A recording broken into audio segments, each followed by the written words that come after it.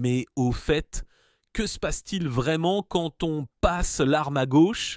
Malgré notre vision moderne et scientifique de la mort, beaucoup d'entre nous continuent à croire qu'il y a une vie après la mort. En 2017, un sondage du Télégraphe au Royaume-Uni a révélé que près de 60% des personnes interrogées pensaient qu'une partie de nous survit après la mort. Aux États-Unis, un pays encore très marqué par la religion, une étude de Pew Research en 2018 a montré que 72% des Américains croient qu'on va au paradis, un lieu où les personnes ayant mené une bonne vie sont récompensées pour l'éternité. Et 54% disent croire en l'enfer, où ceux qui ont mené une mauvaise vie sans remords sont punis éternellement. Alors, bienvenue dans Ligne Rouge. Aujourd'hui, on franchit une frontière invisible, celle entre la vie et la mort. Ce que vous allez entendre n'est pas pour les âmes sensibles, mais avant d'aller plus loin, abonne-toi et reste jusqu'à la fin. Je te dirai pourquoi tu ne devrais jamais fêter ton anniversaire. Beaucoup s'imaginent qu'après la mort, on se retrouve dans un paradis perché sur un nuage, ou, si l'on n'a pas suivi les règles de notre religion, qu'on finit dans un enfer brûlant face à un démon barbu armé d'une fourche. Mais voyons d'abord ce qui se passe réellement dans le corps quand on meurt. Les médecins savent que vous êtes mort quand votre cœur s'arrête et que votre cerveau ne montre plus d'activité électrique. C'est ce qu'on appelle la mort cérébrale. Les machines peuvent encore faire battre le cœur un peu, mais le cerveau, lui, ne revient pas. Il existe aussi la mort cardiaque. Le cœur s'arrête et le sang ne circule plus. Pourtant, certaines personnes ramenées à la vie après un arrêt cardiaque disent avoir été conscientes ou avoir vu une lumière au loin. Mais cette mort clinique ne laisse qu'une courte fenêtre, environ 4 à 6 minutes avant que ce soit vraiment fini. Passé cette étape, on parle de mort biologique, fin de la partie, et là ça devient un peu moins glorieux. Une fois mort, vos muscles se relâchent, y compris ceux que vous préféreriez garder fermés. Autrement dit, votre dernier repas risque de ressortir, les gaz s'échappent, les fluides aussi. Oui, mourir, c'est un peu sale. Certains hommes peuvent même avoir une érection post-mortem et les femmes enceintes, dans de rares cas, peuvent accoucher après la mort, un phénomène qu'on appelle la naissance de cercueil.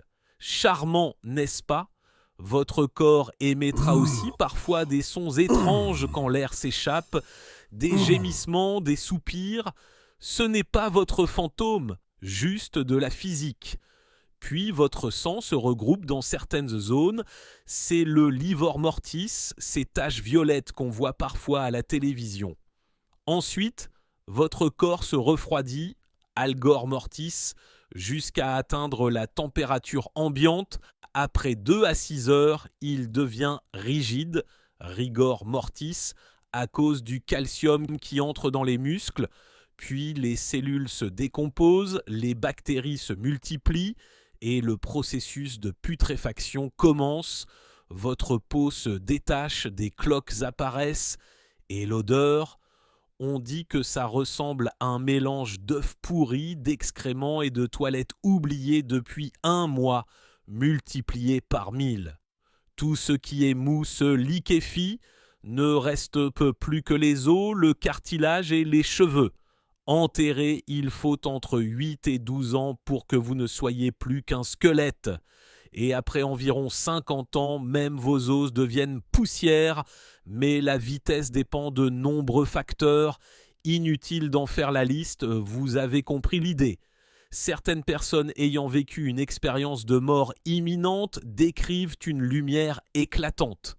D'autres, comme ce témoin sur Reddit, disent « c'était juste du noir absolu ». Pas de pensée, pas de conscience, rien. Le philosophe René Descartes croyait que l'âme était séparée du corps, comme le disent beaucoup de religions. Nietzsche, lui, parlait du concept d'éternel retour. Tout ce qui existe recommence encore et encore, à l'infini. Ce qui donnerait envie de bien vivre cette vie, non? Les bouddhistes, eux, croient au cycle du samsara. Après la mort, on renaît dans une autre forme jusqu'à atteindre l'illumination et enfin le nirvana. Tu te souviens de ce que je t'ai promis? Voici pourquoi tu ne devrais pas fêter ton anniversaire. Chaque année, on ne gagne pas une année, on en perd une. Fêter son anniversaire, c'est célébrer le fait qu'on se rapproche de la fin. C'est comme applaudir à chaque pas vers la tombe. Alors, joyeux anniversaire, la mort est inévitable, mais la connaissance, elle, est un choix. Qu'en pensez-vous?